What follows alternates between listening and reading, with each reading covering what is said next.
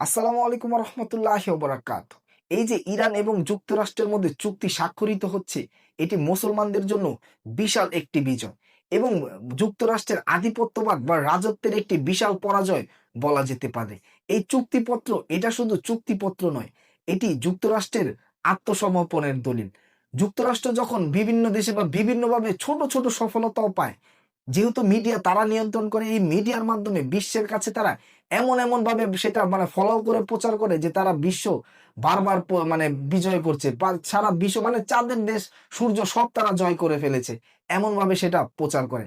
কিন্তু আমরা মুসলমানেরা আমাদের কত বিজয়, কিন্তু সেটা আমরা মিডিয়া তারা নিয়ন্ত্রণ করে, কিন্তু আমরা বিজয় পেলেও সেটা মানুষের সাথে সেটা আমরা প্রকাশ করতে পারছি না। এই যে বিশ্বকাপ ফুটবল, এই বিশ্বকাপ ফুটবল নিয়ে আমরা ব্যস্ত আছি, কিন্তু এই যে চুক্তি স্বাক্ষরিতের মাধ্যমে যে আমাদের যে একটা বিষয় আসছে বা আসতে যাচ্ছে, সেটা আমরা ভুলে গেছি। আমি বলছি না আপনি বিশ্বকাপ ফুটবল উপভোগ করবেন না, আপনি বিশ্বকাপ ফুটবল উপভোগ করেন, কিন্তু নিজের অবস্থান তো আপনার ভুলে গেলে চলবে না।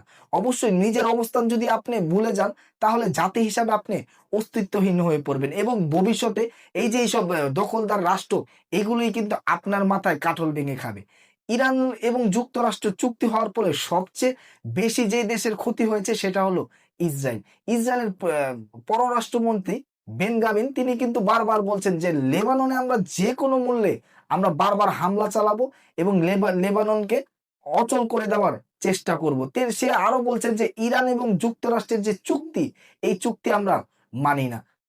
যুক্তরাষ্ট্র সহ সারা পৃথিবীতে একজন পলিটিক্যাল থিঙ্কার যে সবার কাছে রেসপেক্টেড, মিয়া সায়মা, তিনি কিন্তু বলেছেন যে এই চুক্তির মাধ্যমে ইরান এবং যুক্তরাষ্ট্রের যে চুক্তিটি হচ্ছে, এই চুক্তির মাধ্যমে ইন্ডিকেট করছে ডোনাল্ড ট্রাম্প যে ডোনাল্ড ট্রাম্প পুরোপুরি নেতানিয়াহু বা ইসরায়েলের পক্ষ উপর থেকে নিজেদের হাত গুটিয়ে নিচ্ছে এবং তাদের সাথে বন্ধুত্ব তাদের অনেকটাই সরে গেছে বলে তিনি মন্তব্য করেছেন। ডোনাল্ড ট্রাম্প নেতানিয়াহুকে নিয়ে এমন মন্তব্য করেছেন, এমনকি যুক্তরাষ্ট্রের ইতিহাসের কোন প্রেসিডেন্ট নেতা ইসরায়েলের দেশ বা ইসরায়েলের কোন প্রেসিডেন্টকে নিয়ে এমন মন্তব্য করেননি। তিনি ডোনাল্ড ট্রাম্প সরাসরি স্পষ্ট ভাষায় বলছেন যে যুক্তরাষ্ট্র যদি ইসরায়েলের পাশে না থাকে, ইসরায়েল কিছুদিনও টিকতে পারবে না এই পৃথিবীর বুকে, এমনিতেই নিঃশেষ হয়ে যাবে। এমন স্পষ্ট এবং কঠোর ভাষায় কথা বলেছেন ডোনাল্ড ট্রাম্প।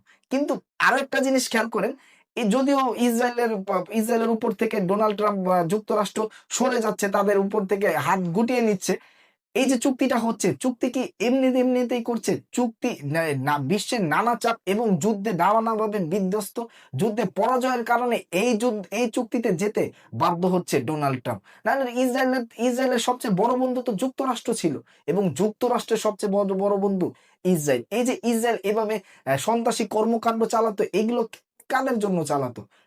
ফাইন্যান্সিয়াল ভাবে, মিলিটারি সাপোর্ট সব তো যুক্তরাষ্ট্রই দিত এবং যুক্তরাষ্ট্রই কিন্তু তাদেরকে আবার সেভ করার চেষ্টা করতো। জাতিসংঘ এবং বিশ্ব যে আদালত আছে, সেখানে সবসময় ইসরায়েলকে বা ইসরায়েলের যে প্রেসিডেন্ট পূর্বে ছিল এবং বর্তমানে নেতানিয়াহু, তাদের সবসময় কিন্তু সার্ভাইভ করার জন্য বা তাদেরকে সেভ করার জন্য সবসময় যুক্তরাষ্ট্রের সরকারই কিন্তু চেষ্টা করত এবং তারা সফলতা পেত।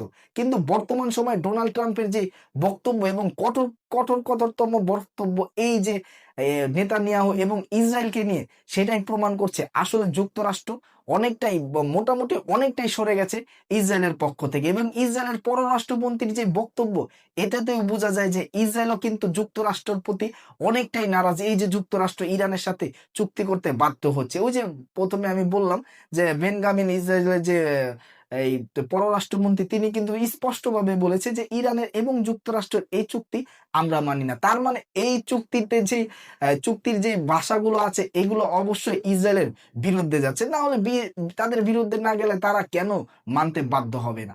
এবং এই যুক্তরাষ্ট্র যারা তাদেরকে দিয়ে ইসরায়েলকে দিয়ে এই সন্ত্রাসী কর্মকাণ্ড করাতো এবং এক জিনিস তাদেরকে সেভ করার চেষ্টা করত, তারাই এখন ইসরায়েলের বিরুদ্ধে বারবার শব্দ উচ্চারণ করছে। আজকের ভিডিও এই পর্যন্তই। আল্লাহ আপনাদের সবাইকে ভালো রাখুক। ইনশাল্লাহ আবারও দেখা হবে, কথা হবে। আসসালামু আলাইকুম ওয়া রাহমাতুল্লাহি ওয়া বারাকাতুহু।